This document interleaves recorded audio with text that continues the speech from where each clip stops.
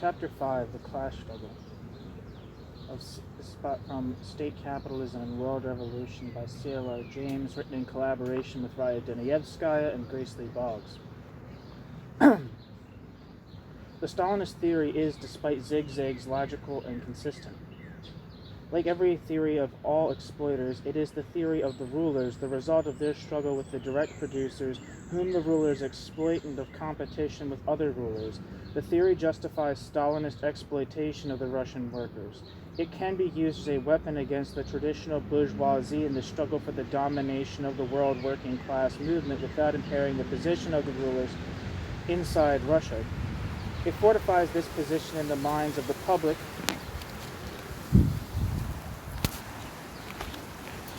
which is interested in these questions, and the members and fellow travelers of the Stalinist parties. The theory itself is an adaptation of the pre-Marxian petty bourgeois ideology from Kant to Sismondi and Proudhon to the specific conditions of state capitalism. We shall go into later.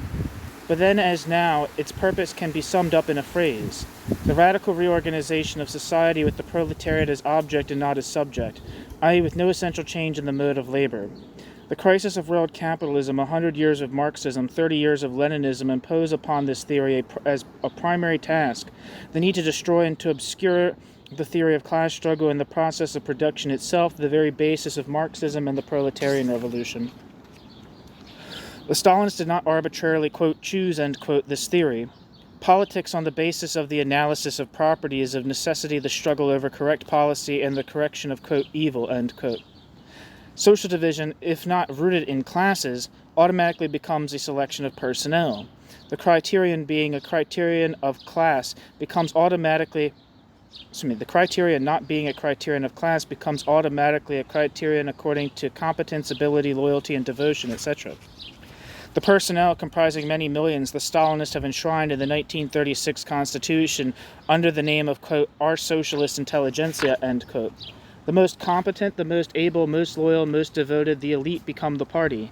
The instrument of the party is the state. The corollary to disguising the rulers of production as, quote, our socialist intelligentsia, end quote, is the Stalinist denunciation of bureaucracy as inefficiency, red tape, rudeness to workers, laziness, etc., purely subjective characteristics.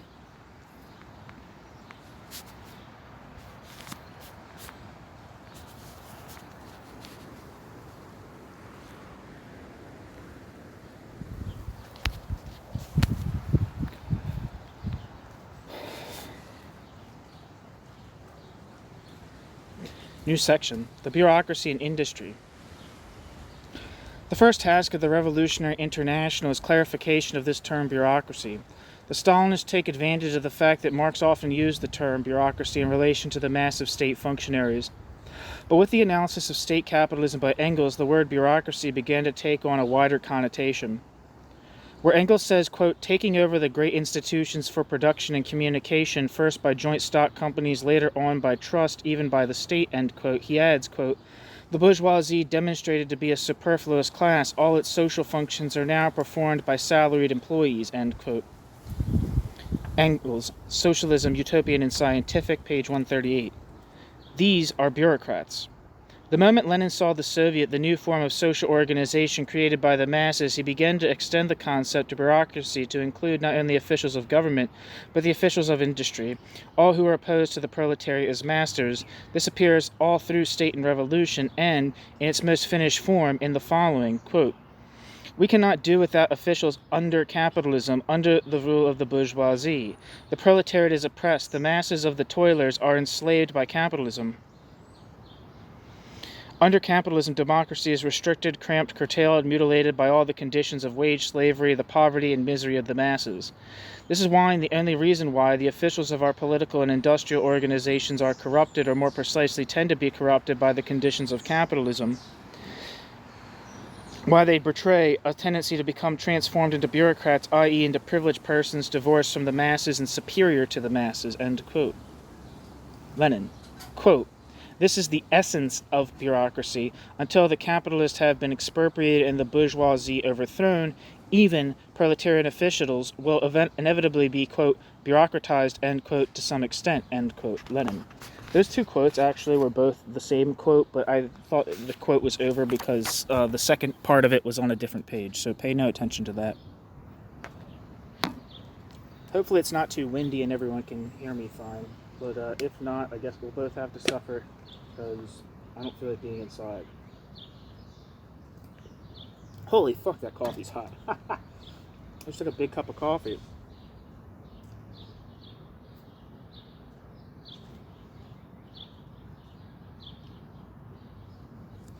Lenin's whole strategic program between July and October is based upon the substitution of the power of the armed masses for the power of the bureaucrat, the master, the official in industry and in politics. Hence his reiterated statement that if you nationalize and even confiscate, it means nothing without workers' power. Just as he had extended the analysis of capitalism to state capitalism and plan, Lenin was developing the theory of class struggle in relation to the development of capitalism itself. This strengthened the basic concepts of Marxism. Marx says, quote, the authority assumed by the capitalist by his personification of capital in the direct process of production, the social function performed by him in his capacity as a manager and ruler of production, is essentially different from the authority exercised upon the basis of production by means of slaves, serfs, etc. Upon the basis of capitalist production, the social character of their production impresses itself upon the masses of direct producers as a strictly regulating authority, and a social mechanism of the labor process graduated into a complete hierarchy. This authority is vested in its bearers only as a personification of the requirements of labor standing above the laborer. End quote. Marx, Capital, Volume 3. This is capitalist production, this hierarchy. The special functions are performed, quote, within the conditions of production themselves by special agents in opposition to the direct producers, end quote. These functionaries acting against the proletariat in production are the enemy. If this is not understood, workers' control of production is an empty phrase. With the development of capitalism into state capitalism as far back as 1917, Lenin in strict theory denounced mere confiscation in order to concentrate his whole fire upon the hierarchy in the process of production itself and to counterpose to this workers' power. It thus becomes ever more clear why the Stalinists and their theory will have nothing whatever to do with state capitalism and rebuke and stamp out any suggestions of it so sharply. The distinction that Lenin always kept clear was how has now developed with the development of capitalism over the last 30 years. It has now grown until it becomes the dividing line between the workers and the whole bureaucratic organization of accumulated labor, science, and knowledge, acting against the working class in the immediate process of production and everywhere else. This is the sense in which the term bureaucracy must be used in Russia. Quote, a higher social organization of labor, end quote. New section. It is upon this Leninist analysis that the theory of state capitalism rests, and inseparable from this theory the concept of the transition from social labor as compulsion, as barracks discipline of capital, to social labor as the voluntary association, the voluntary labor discipline of the laborers themselves. Lenin, in, quote, The Great Beginning, end quote, theoretically and practically wrote an analysis of labor in Russia, which the development of society on a world scale during the last 30 years now raises to the highest position among all his work on Russia. This must be the foundation of a Marxist approach to the problems of economics and politics under socialism. In that article, Lenin did two things. A, establish with all the emphasis at his command that the essential character of the dictatorship of the proletariat was, quote, not violence and not mainly a violence against the exploiters, end quote.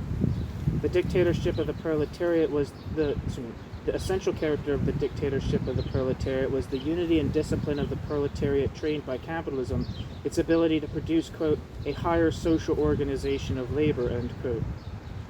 B, analyzed the communist days of labor given to the Soviet state and sought to distinguish the specific social and psychological characteristics of a new form of labor and the relation of that to the productivity of labor. With all its mighty creations of a Soviet state and Red Army and the revolution in the superstructure, it is here that the Russian Socialist Revolution could not be completed. The, quote, historical creative initiative, end quote, in production the quote subtle and intricate end quote relations of a new labor process, these never developed for historical reasons, but there has been a vast development of capitalism and of the understanding of capitalism all over the world since the early days of the Russian Revolution. The British Chancellor of the Exchequer, the Stalinist bureaucracy, the whole capitalist class in the United States, and in the U.S. more than anywhere else, all declare that the problem of production today is the productivity of labor and the need to harness the human interest, i.e. the energy and ability of the worker. Many of them are aware that it is the labor process itself which is in question. What they see partially, contemporary Marxism must see fully, and thereby restore the very foundations of Marxism as a social science. It is in the concrete analysis of labor inside Russia and outside Russia that the Fourth International can find the basis of the profoundest difference between the Third International and the Fourth International. The whole tendency of the Stalinist theory is to build up theoretical barriers between the Russian economy and the economy of the rest of the world. The task of the revolutionary movement, beginning in theory, and as what we shall see reaching to all aspects of political strategy, is to break down this separation. The development of Russia is to be explained by the development of world capitalism, and specifically capitalist production, in its most advanced stage in the United States, necessary for the strategic task of clarifying its own theory and for building an irreconcilable opposition to Stalinism. It is not accidental that this method also is the open road for the Revolutionary Party to the socialism inherent in the minds and hearts not only of the politically advanced but the most backward industrial workers in the United States. It is for this reason that the analysis of the labor process in the United States must concern us first, only afterwards the labor process in Stalinist Russia. The mode of labor in the United States. Roughly, we may attribute the decisive change in the American economy to the last part of the 19th century and the first part of the 20th century, taking 1914 as a convenient dividing line. After World War I, the Taylor system, experimental before the war, becomes a social system, the factory laid out for continuous flow of production and advanced planning for production, operating, and control. At the same time, there is the organization of professional societies, management courses in college curricula, and responsible management consultants. Between 1924 and 1928, there is rationalization of production and retooling. Forward. Footnote. A similar process in Germany led straight to Hitler. End footnote. Along with it are the tendencies to the scientific organization of production, to closer coordination between employers, fusion with each other against the working class, the intervention of the state as mediator and then as arbiter. For the proletariat, there is the constantly growing subdivision of labor, a decrease in the need of skill and determination of the sequence of operations and speed by the machine. The crisis of 1929 accelerated all these processes. The characteristic, most advanced form of American production becomes forward. Here, production consists of a mass of hounded, sweated labor in which, in Marx's phrase, the very life of society was threatened, and opposed to it a class, a management staff, which can carry out production only by means of a hired army. Bennett, of gangsters, thugs, supervisors who run production by terror in the plant, in the lives of the workers outside production, and in the political control of Detroit. Ford's regime, before unionization, is the prototype of production relations in fascist Germany and Stalinist Russia. But, and without this, all Marxism is lost. Inextricably intertwined with the totalitarian tendency is the response of the working class. A whole new layer of workers, the result of the economic development, burst into revolt in the CIO. The CIO, in its exception, aimed at a revolution in production. The workers would examine what they were told to do and then decide whether it was satisfactory to them or not. This rejection on the basis of capitalist economy is the preliminary basis of a socialist economy. The next positive step is the total management of industry by the proletariat. Where the transitional program says that the, quote, CIO is the most indisputable expression of the instinctive striving of the American workers to raise themselves to the level of the tasks imposed upon them by history, end quote, it is absolutely correct. The task imposed upon them by history is socialism, and the outburst in aim and method was the first instinctive preparation of the social revolution. Because it was not and could not be carried through to a conclusion, the inevitable counterpart was the creation of a labor bureaucracy. The history of production since is the corruption of the bureaucracy and its transformation into an instrument of capitalist production, the restoration to the bourgeoisie of what it had lost in 1936, the right to control production standards. Without this mediating role of the bureaucracy, production in the United States would be violently and continuously disrupted until one class was undisputed master. The whole system is in mortal crisis from the reaction of the workers. Ford, whose father fought the Union so uncompromisingly as late as improvements in technology, Ford, whose father fought the Union so uncompromisingly as late as 1941, now openly recognizes that as far as capitalism is concerned, improvements in technology, i.e. the further mechanization of labor, offers no road out for the increase of productivity which rests entirely with the working class. At the same time, the workers in relation to capitalism resist any increase in productivity. The resistance to speed up does not necessarily mean, as most think, that workers are required to work beyond normal physical capacity. It is resistance by the workers to any increased productivity, i.e. any increase of productivity by capitalist methods. Thus, both sides, capital and labor, are animated by the fact that for each, in its own way, the system has reached its limit. 1 second.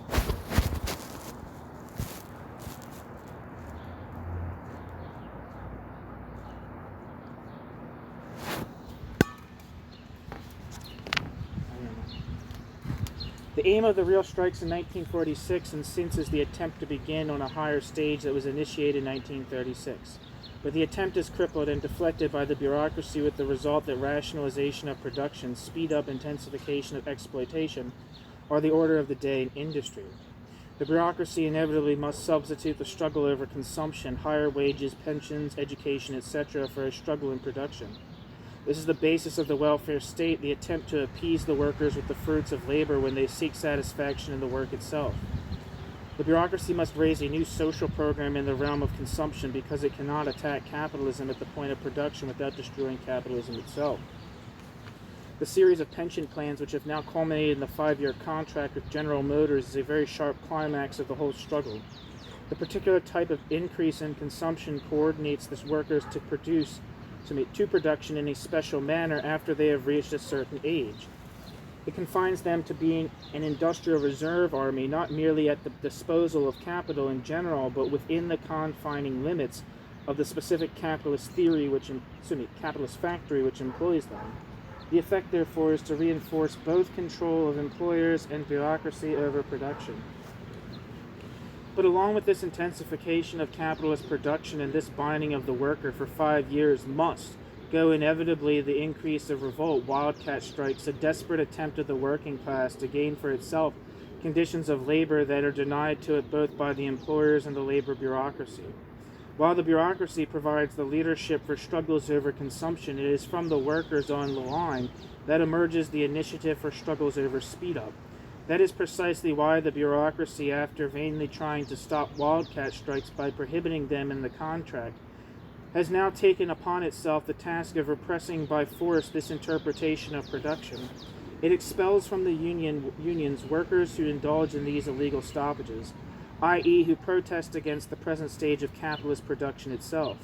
The flying squads originated by the union for struggle against the bourgeoisie are now converted by the bureaucracy into a weapon of struggle against the proletariat, and all this in the name of a higher standard of living, greater consumption by the workers, but in reality to ensure capitalist production. The increase of coercion and terror by the bureaucracy increases the tendency of the workers to violent explosion.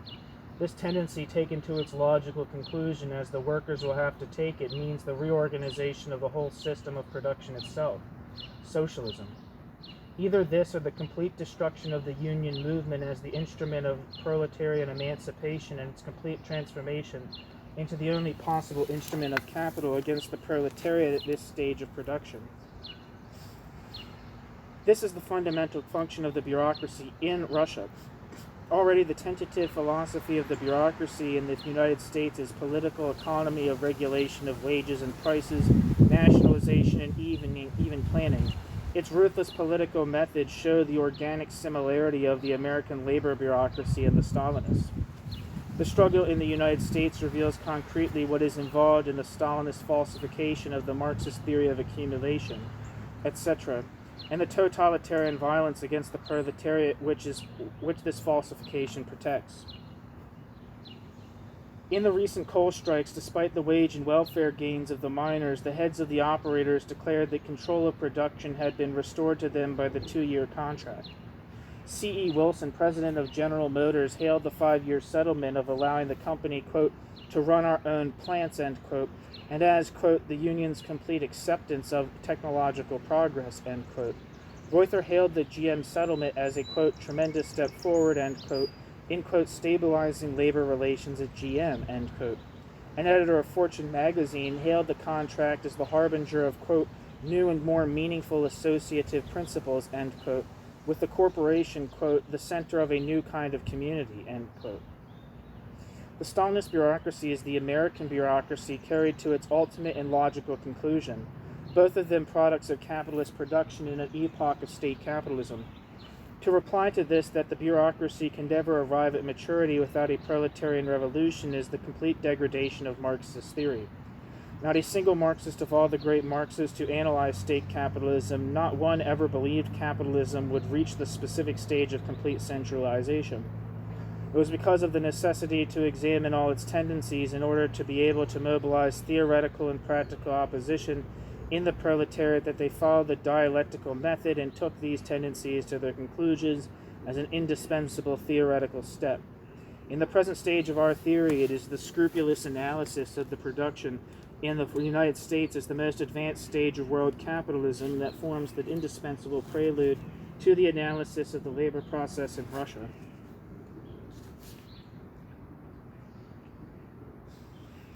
New section, the mode of labor in Russia.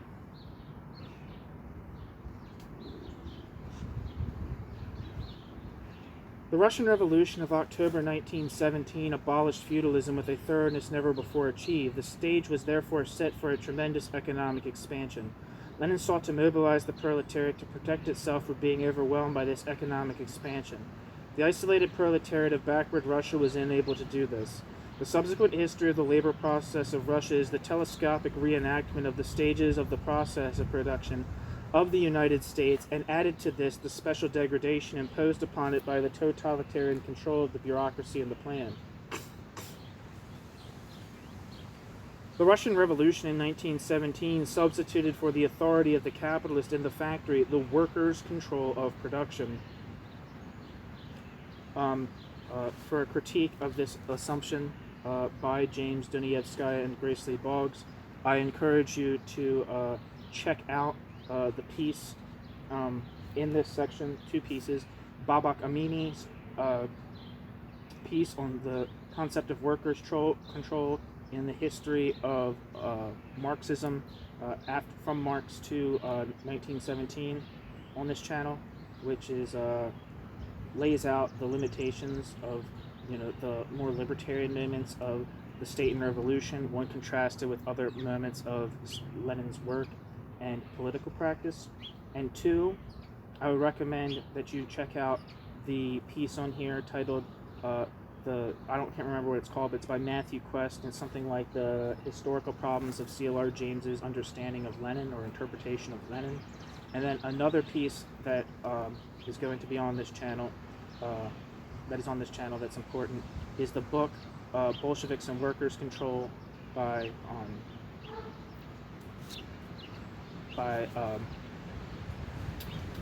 Maurice Brinton. It's a book.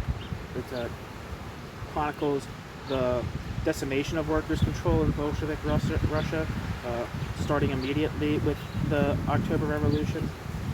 And then another piece I'd like to recommend is the piece by Stephen A. Smith that's on this channel. That's about factory committees in the Soviet Union.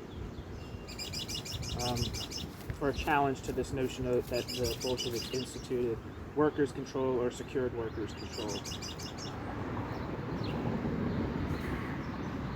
The Russian Revolution in 1917 substituted for the authority of the capitalist in the factory the workers' control of production. Immediately there appeared both the concrete development of self-initiative in the factory and the simplification of the state apparatus outside. There was workers' control with some capitalists as owners, but mere owners. Production conferences, not of bureaucrats, but of workers, decided what and how to produce. What capitalists there remained seemed to vanish into thin air once their economic power was broken, and workers' control was supplemented by the following year by nationalization of the means of production. The red thread that runs through these first years of workers' rule, workers' control, seems to suffer a setback under war communism in general, and with Order 1042 in particular. Footnote. This is the order issued in the attempt to get the completely disorganized railroad system to function. The railroads were placed under almost military rule, subordinating the ordinary trade union democracy to, quote, chief political departments, end quote, which were established in the railway and water transport workers' unions. As soon as the critical situation had been solved, the transport workers demanded the abolition of the, quote, chief political departments, end quote, and the immediate restoration of full trade union democracy, end footnote.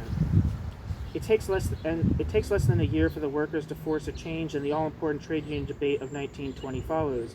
Lenin fights successfully both Trotsky, the administrator, and Shliapnikov, the syndico-anarchist. Complete misrepresentation of Shliapnikov and a complete contradiction to the libertarian characteristics of Lenin's state and revolution. Just a comment. Lenin fights successfully both Trotsky, the administrator, and Shliapnikov, it's not even spelled right. Shliapnikov, the anarchist syndicalist, strives to steer a course in consonance with the Declaration of Rights of the Toilers, that only the masses, quote, from below, end quote, can manage the economy, and that the trade unions are the transmission belts to the state wherein, quote, every cook can be an administrator, end quote.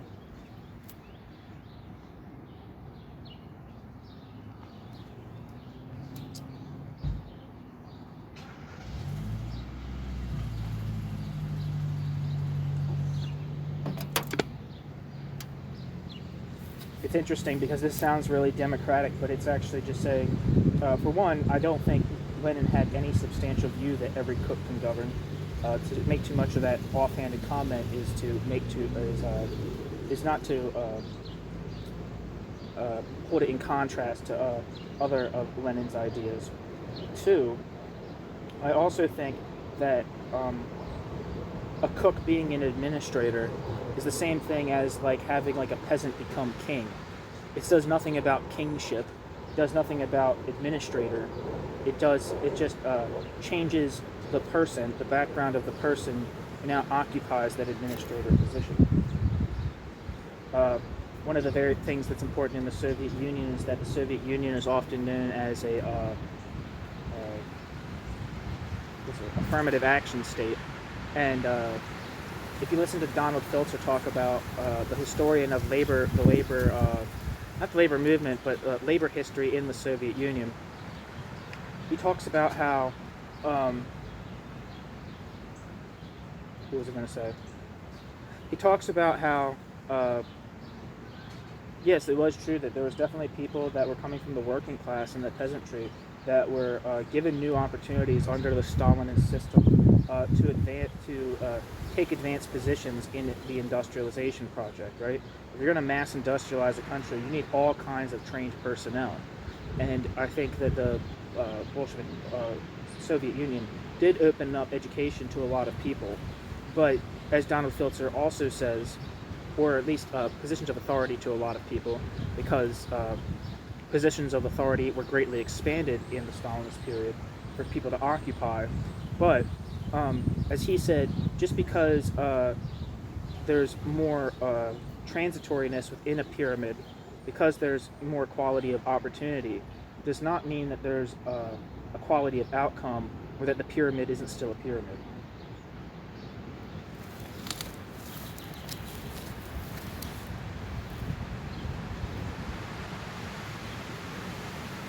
New section, Stalinism in the Russian Factory.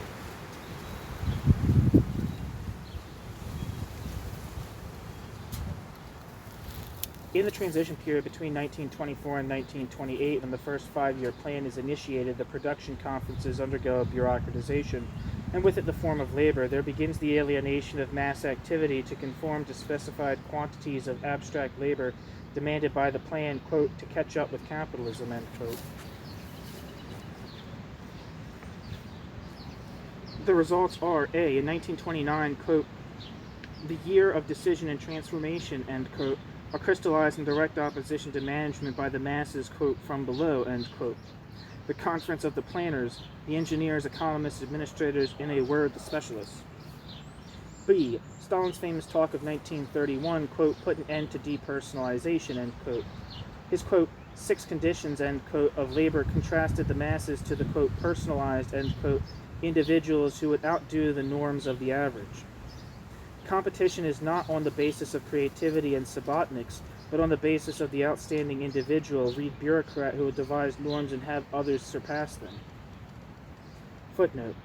Subotniks were the workers who, on their own initiative, volunteered to work 5 hours overtime on Saturdays without pay in order to help the economy of the workers' state.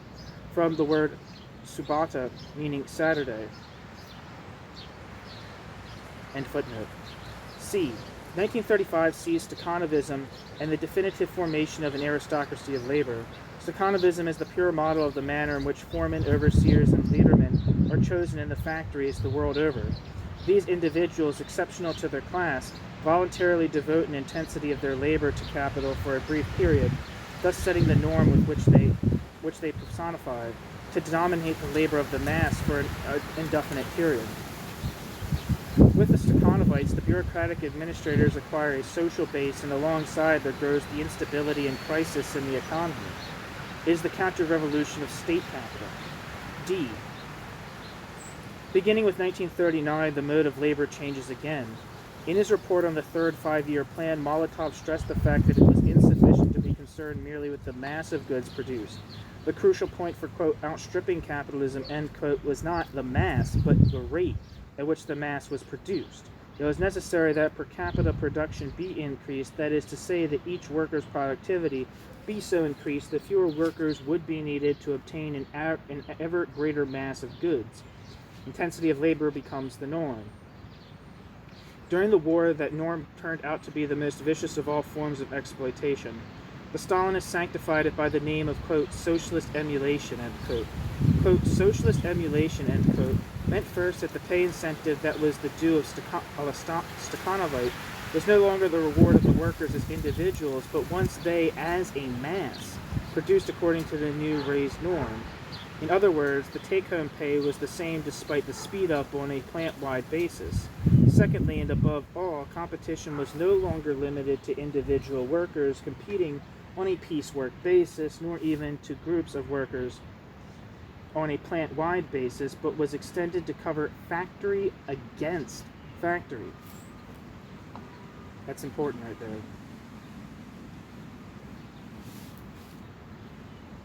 I'm going to reread that sentence. Secondly, and above all, competition was no longer limited to individual workers competing on a piecework basis, nor even to groups of workers on a plant-wide basis, but was extended to cover factory against factory. Labor reserves are established to assure the perpetuation of skills and a sufficient labor supply. Youth are trained from the start to labor as ordered. The climax comes in 1943 with the, quote, discovery, end quote, of the conveyor belt system. This is the year also of the Stalinist admission that the law of value functions in Russia. Thus we have 1918, the Declaration of the Rights of Toilers, every cook and administrator. 1928, abstract mass labor, quote, lots, end quote, of it, quote, to catch up with capitalism, end quote.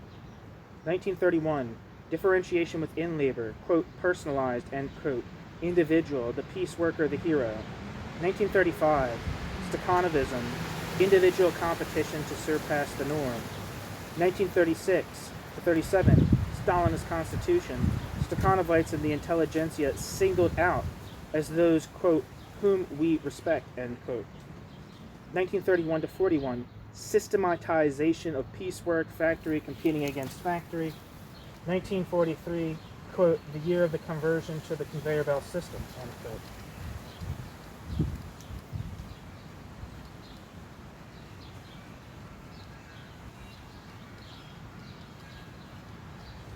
Whereas in 1936 we had the singling out of a ruling class, a, quote, simple division between mental and physical work, We now have the stratification of mental and physical labor.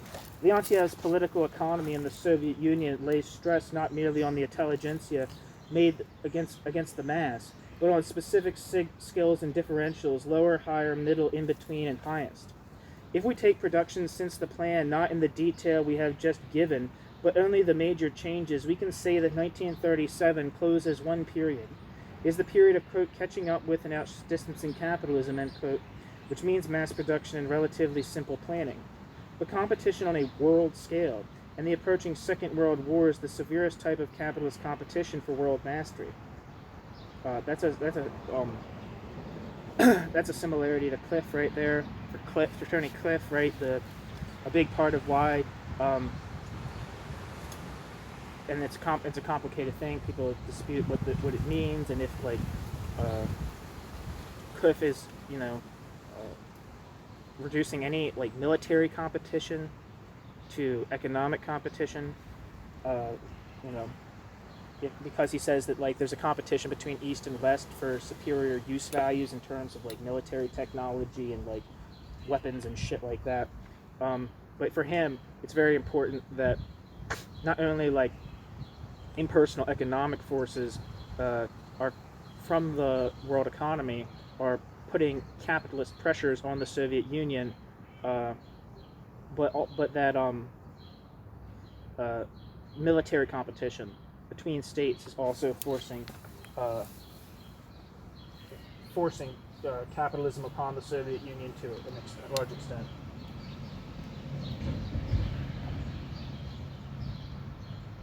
So that's interesting.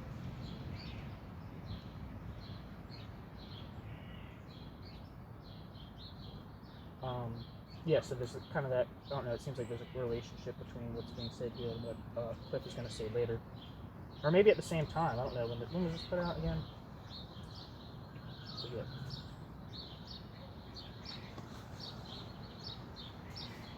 Hold on, where's it at?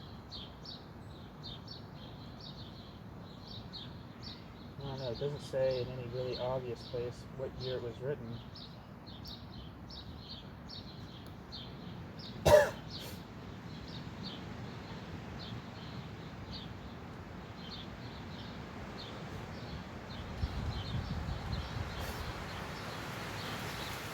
I think it's the early 50s. I'll need to look this up later. It's annoying. But yeah, they're saying something similar to Cliff here. But competition on a world scale in the approaching Second World War is the severest type of capitalist competition for world mastery. This opens up the new period of per capita production as against mere, quote, catching up, end quote. Planning must now include productivity of labor. Such planning knows and can know only machines and intensity of exploitation. Furthermore, it includes that the Russians call rentabilist, that is to say, profitability. The era of the state helping the factory whose production is especially needed is over. The factory itself must prove its worthiness by showing a profit, and a profit big enough to pay for, quote, ever-expanded, end quote, production. And that can be done only by ever-expanding production of abstract labor in mass and in rate. Nowhere in the world is labor so degraded as is in Russia today. We're here many stages beyond the degradation which Marx described in the general law of accumulation, for not merely is the Russian labor reduced to an appendage to a machine and a mere cog in the accumulation of capital.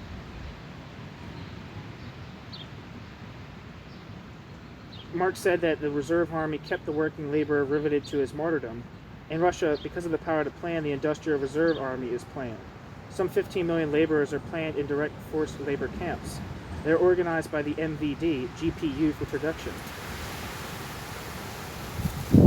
Disciplinary laws, which began with reduction in wages for coming 15 minutes late, have as their final stage the lack of discipline, quote, corrective labor, end quote, i.e. the concentration camp.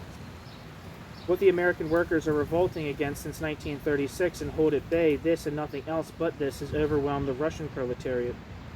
The rulers of Russia perform the same functions as are performed by Ford, General Motors, the coal operator, and their huge bureaucratic staffs. Capital is not Henry Ford. Henry Ford can die and leave his whole empire to an institution, the plant, the scientific apparatus, the method, the personnel of organization and supervision. The social system which sets these up in opposition to the direct producers will remain.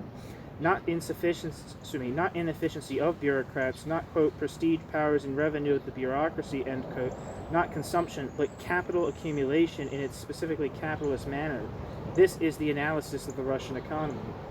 To think that the struggle in Russia is over consumption not only strikes at the whole theory of the relationship of the superstructure to the productive mechanism. In practice, today, the crisis in Russia is manifestly the crisis in production. Whoever is convinced that this whole problem is a problem of consumption is driven away from Marxism, not toward Marxism.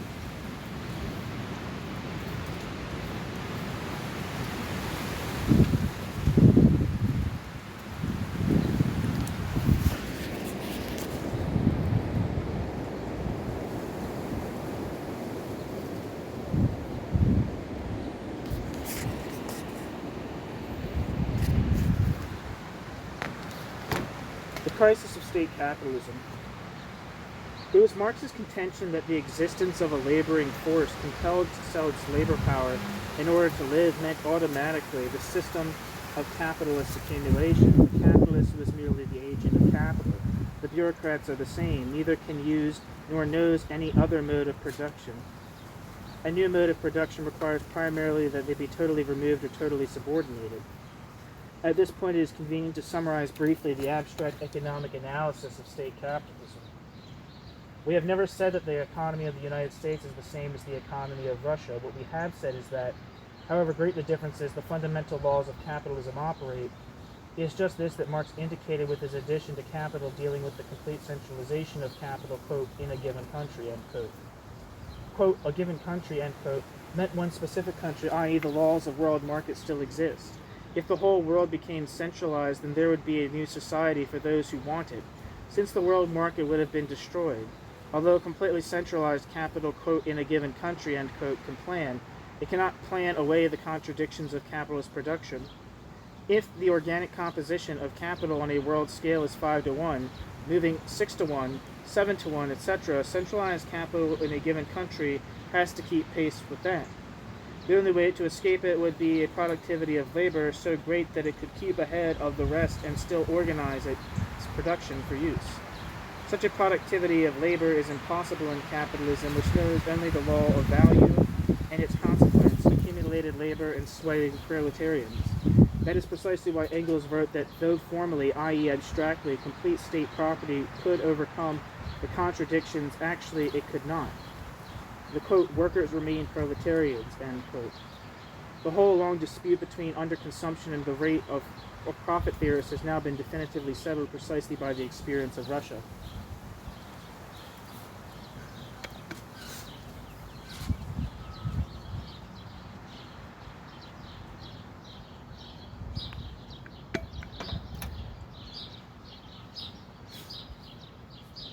Lenin in 1917 repeated that state capitalism without the Soviets meant, quote, military penal labor, end quote, for the workers. The Soviet power was the road to socialism. The struggle in Russia and outside is the struggle against, quote, military penal labor, end quote, for the Soviet power. And for the Soviet power. The revolt which gave birth to the CIO prevented American capital from transforming the whole of American production and society into the system which Ford and Bennett had established. This monstrous burden would have driven capital still further along the road of accumulation of capital, domination over the direct producer, or accumulation of misery, lowered productivity, barbarism, paralysis, and gangrene in all aspects of society. That was Germany. That would be the plan of capital, and with state property it is more free than before to plan its own ruin. The totalitarian state in Russia prevents the workers from making their social and political experiences an open class struggle, but by so doing, the totalitarian state in Russia ensures the unchecked reign of capital, the ruin of production and society, and the inevitability of total revolution. The decisive question is not whether centralization is complete or partial, heading toward completeness. The vital necessity of our time is to lay bare the violent antagonism of labor and capital at this definitive stage of centralization of capital. Whether democratic or totalitarian, both types of society are in permanent decline and insoluble crisis. both are at a stage when only a total reorganization of social relations can lift society to a stage higher. It is noteworthy that in the United States, the capitalist class is aware of this, and the most significant work that is being done in political economy is the desperate attempt to find some way of reconciling the working class to the agonies of mechanized production and transferring the working class's implacable resistance into creative cooperation that is of educational value, and many of its findings will be used by the socialist proletariat. In Russia, this resistance is labeled, quote, remnants of capitalist ideology, end quote, and the whole power of the totalitarian state is organized to crush it in theory as well as in fact. We shall see that upon this theoretical analysis, the whole strategy of revolutionary politics is qualitatively differentiated from Stalinism. Inside and outside Russia, the Stalinists seek to establish themselves in the place of the rival bureaucracy. The rival bureaucracy seeks to substitute itself in the place of Stalinism. The Fourth International must not seek to substitute itself for either of these, not after, not during, nor before the conquest of power. Theory and practice are governed by the recognition of the necessity that the bureaucracy as such must be overthrown. New section, the bureaucratic administrative plan.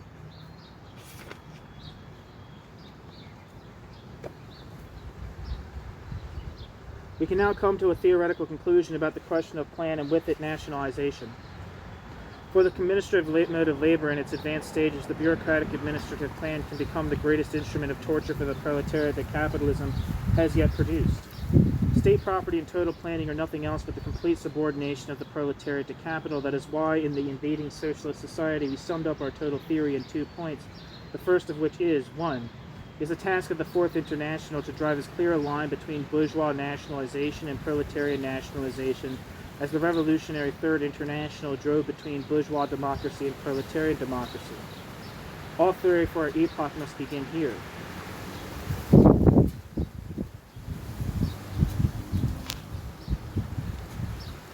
But aren't state property and the plan progressive? State property as such and plan as such are metaphysical abstractions. They have a class content. Aren't trusts progressive? Lenin was asked in 1916. Lenin replied, quote, "Is the work of the bourgeoisie to develop trust, to drive children and women into factories, to torture them there, corrupt them, and condemn them to the utmost misery? We do not, quote, demand, end quote, such a development. We do not, quote, support, end quote, it. We struggle against it. But how do we struggle? We know that trust and factory work of women are progressive. We do not wish to go backward to crafts, to pre-monopolist capitalism, to domestic work of women, forward through the trust, etc., and beyond them towards socialism," end quote. The Bolsheviks and the World War, Lenin. We reply similarly. This is Marxism, the antagonism of classes. Under capitalism, private or state, all science, knowledge, organization are developed only at the expense and degradation of the proletariat. But at the same time, capitalism organizes the proletariat for struggle. We do not, quote, demand or, quote, support plan. We propose to substitute proletarian power and subordinate plan to the revolutionary struggle of the proletariat. Where does Orthodox Trotskyism stand on this? Every member knows the answer. Nowhere. Its conception of plan is summarized in the slogan in the transitional program, quote, "The plan must be revised from top to bottom in the interest of the producers and consumers," end quote. The capitalist plan cannot be revised except in the interest of capital. It's not the plan that is to be revised, it is the whole mode of production which is to be overthrown. The whole analysis in terms of, to use the underlined phrase of the transitional program, quote, social inequality, and, quote, political inequality, in The Revolution Betrayed by Trotsky, which is on this channel, as is the transitional program.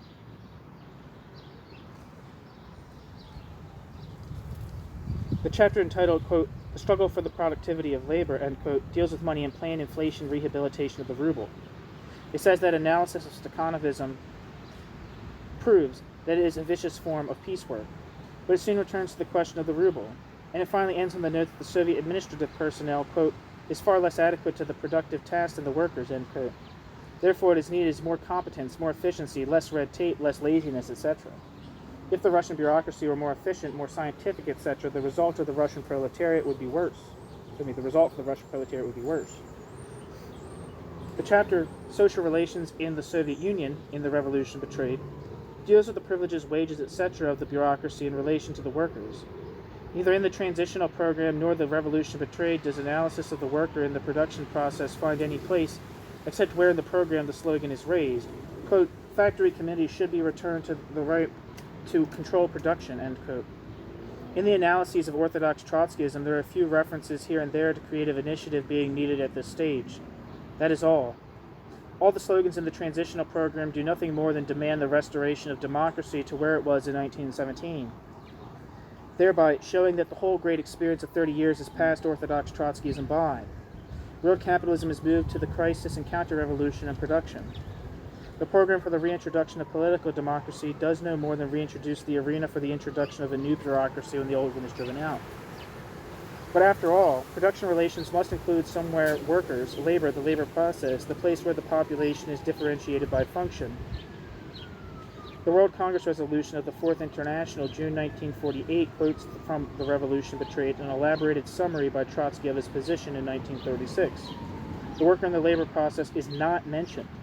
The resolution asks, what alterations have to be made in the analysis following the development of the past 11 years? It begins, quote, the social differentiation is the result of bourgeois norms of distribution. It has not yet entered the domain of ownership of the means of production. It has not yet entered the domain of ownership of the means of production, end quote.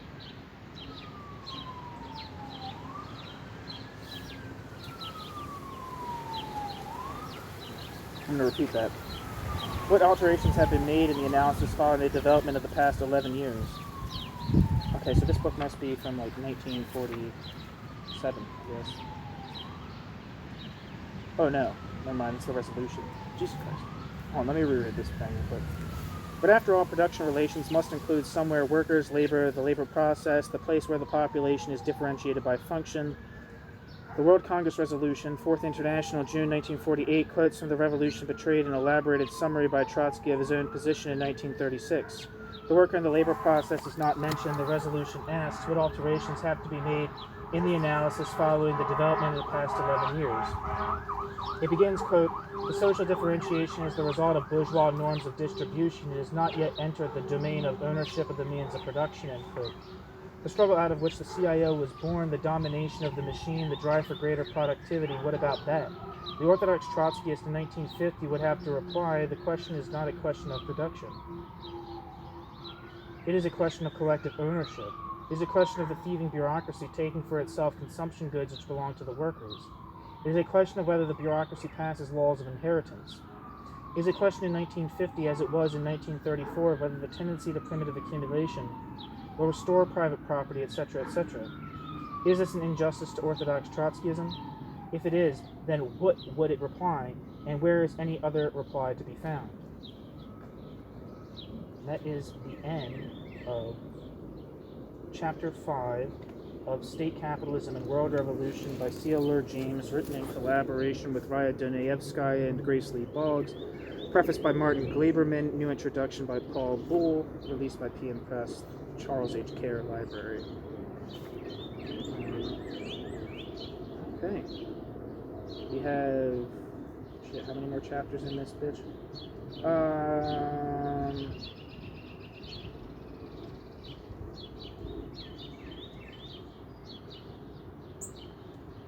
113. And it's, we're at 45. Okay.